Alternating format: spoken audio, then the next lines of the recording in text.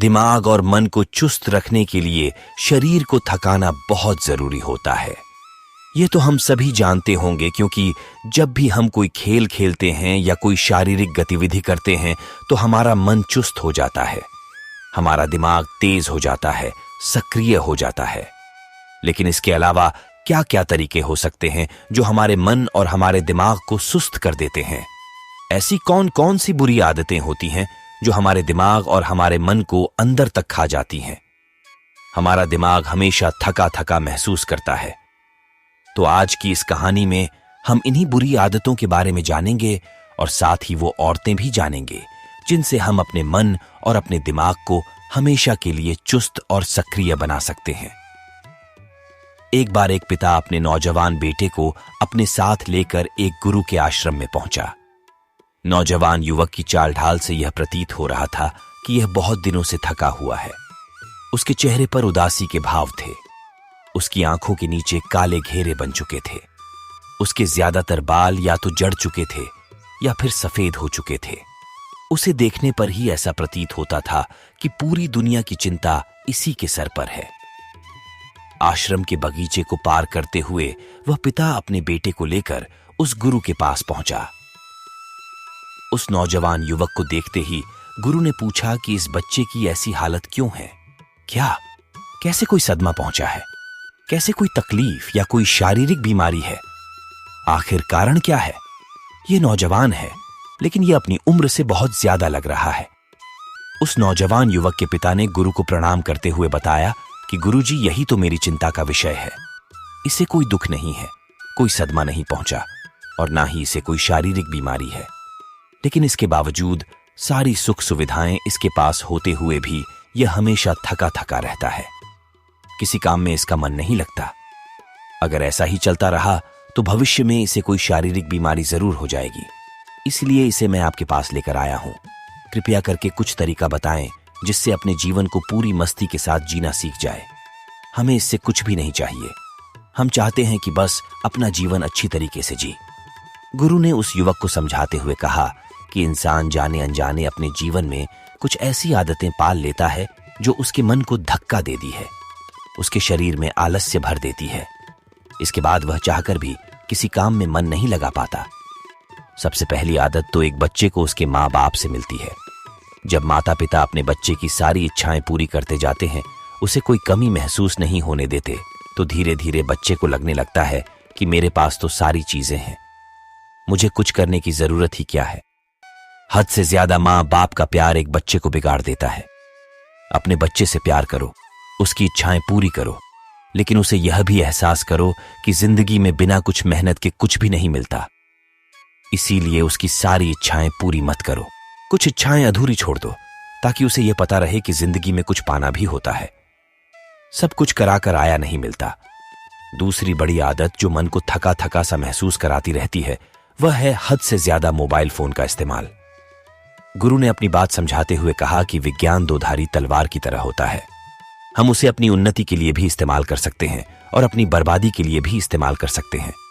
उदाहरण के लिए एक चाकू सब्जी काटने के लिए भी इस्तेमाल हो सकता है और दूसरों का गला काटने के लिए भी। उसी तरह से मोबाइल फोन का भी इस्तेमाल किया जा सकता है। उसमें आप चाहें तो अपनी उन्नति के लिए वह सारी चीजें देख सकते हैं जो एक इंसान को अपना काम करने में उसकी सहायता कर सकती हैं, या फिर आप बेफिजूल की चीजें देखते हुए अपना सारा समय मोबाइल फोन को देखते हुए बर्बाद कर सकते हैं। आपने कभी ख्याल किया हो कि जब भी आप अपना मोबाइल फोन इस्तेमाल करते हैं तो आपको पता भी नहीं होता कि आप क्या देखने के लिए मोबाइल फोन का इस्तेमाल कर रहे हैं। आपके सामने जो कुछ आता जाता है आप उसे ही देखते जाते हैं और यही आपके समय को बर्बाद करता चला जाता है। आखिर में आप पाते हैं कि आपका दिमाग और आपका मन पूरी तरह से थक चुका है। इसीलिए मोबाइल फोन का इस्तेमाल सीमित समय के लिए ही करें। मनोरंजन के लिए दूसरे विकल्प चुनें। कोई खेल खेलें जिससे आपकी शारीरिक गतिविधियां हों, जिससे आपका शरीर थके, जिससे कि आपका मन स्वस्थ रह सके। मोबाइल फोन का इस्तेमाल कुछ सीखने के लिए ही करें। अपने मनोरंजन या अपने समय को बर्बाद करने के लिए हरगिज इसका इस्तेमाल ना करें, वरना ये मोबाइल फोन आपकी जिंदगी का बहुत सारा समय खा जाएगा।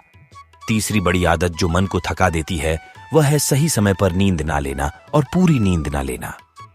कुछ लोगों की तो काम की वजह से मजबूरियां होती हैं कि वह रात में देर तक जगते रहते हैं।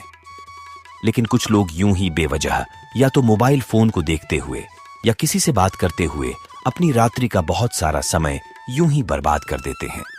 जो समय सोने के लिए निर्धारित किया गया था, वह समय वह जागने के लिए इस्तेमाल कर रहे हैं और फिर सुबह ब्रह्म मुहूर्त में वह जाग नहीं पाते हैं। इसी वजह से उनका पूरा दिन थकान से भरा हुआ रहता है।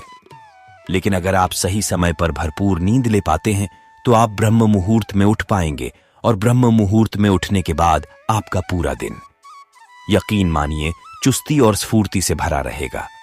चौथा बड़ा कारण जो आपके मन की थकावट का कारण बनता है वह है एक लक्ष्य निर्धारित न होना। अक्सर लोग दूसरों से प्रभावित होकर अपने लक्ष्य बदलते रहते हैं।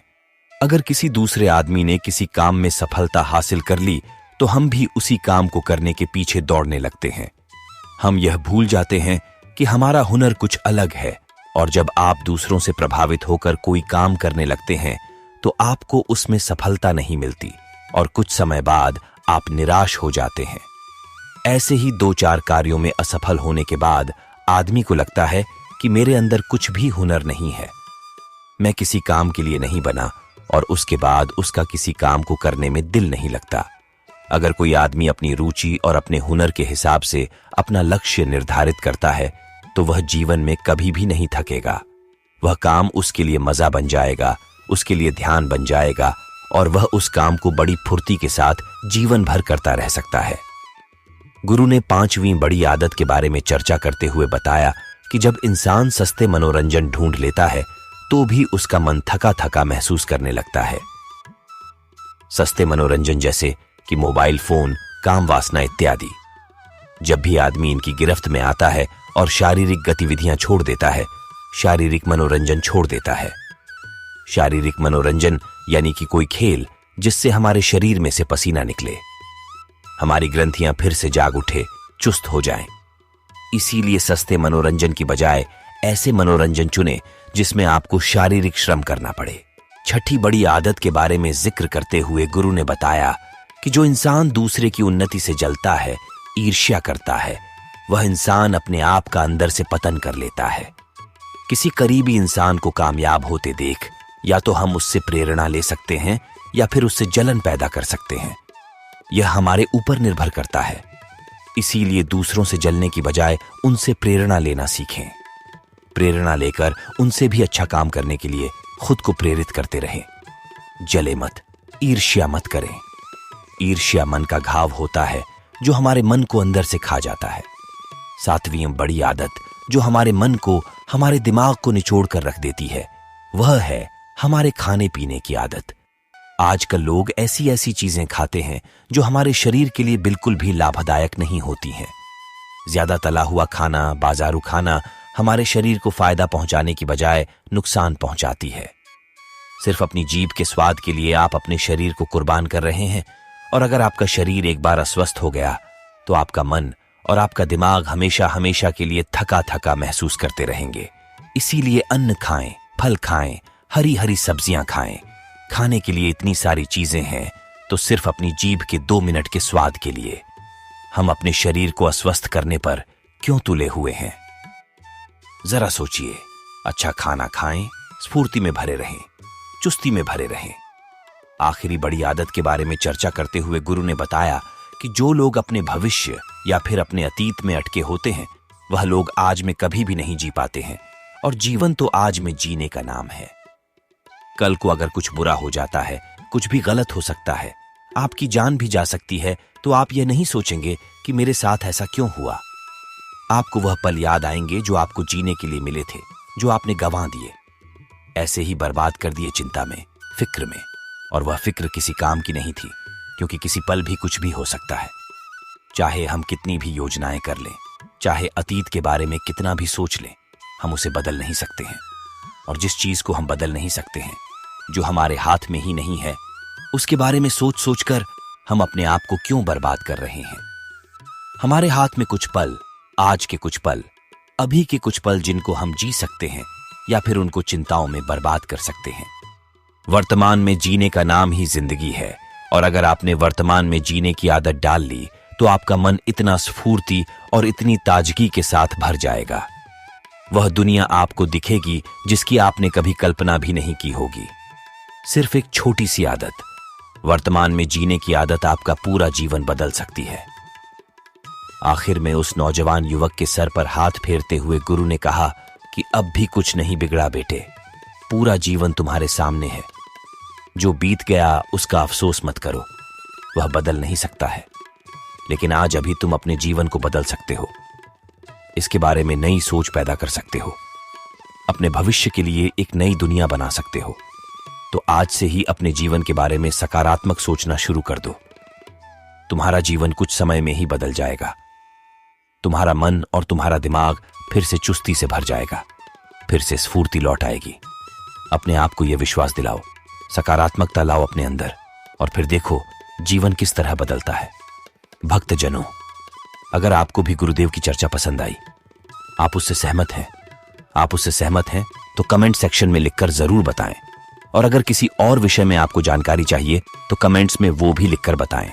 तो मिलते हैं किसी अगली कहानी में। तब तक के लिए अपना ख्याल रखें और इस चैनल को सब्सक्राइब जरूर कर लें, क्योंकि हम ऐसी ही ज्ञानवर्धक बातें आपके लिए लाते रहते हैं।